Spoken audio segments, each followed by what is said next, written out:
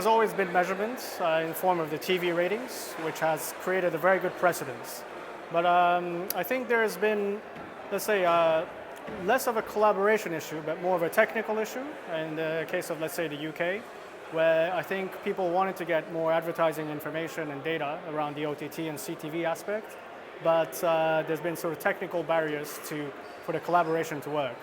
As a result, I think there's been other sort of forms of more creative ways of getting that collaboration done, such as those initiatives by Sky, NBCU in the US. So I think there's been a very strong will to collaborate.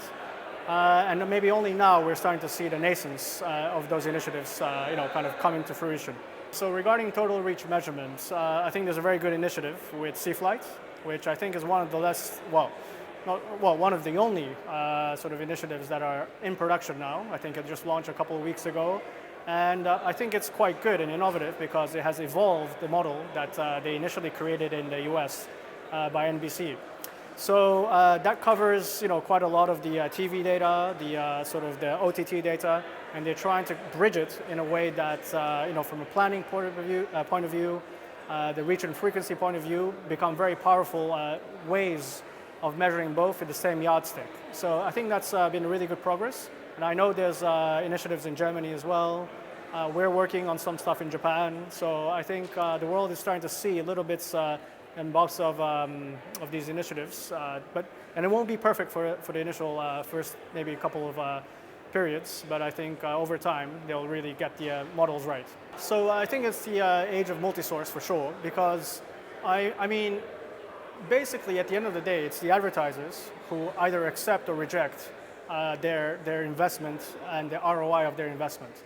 And for example, looking at the FANGs, they basically bring their own measurement, correcting their own homework, and for some of the advertisers that's okay, because they're looking to go beyond just brand advertising and to actual effective advertising, where they're looking at the causality of the advertising to the actual sale or visits to their website. So there's a lot of attribution studies there.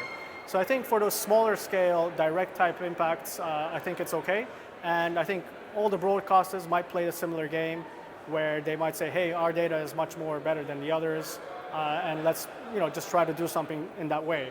But at the same time, when the budgets become bigger and it becomes a more complex marketing campaigns, you're looking at really understanding the reach, the brand lift, things that basically need to be really carefully designed to use both multiple data sets, including TV data. So insofar that there are no alternatives to the TV panel yet, I think kind of being able to pick the right sources is going to be quite key, and to be able to express it and consolidate it in the right data platforms is going to be something that really differentiates the media companies over others.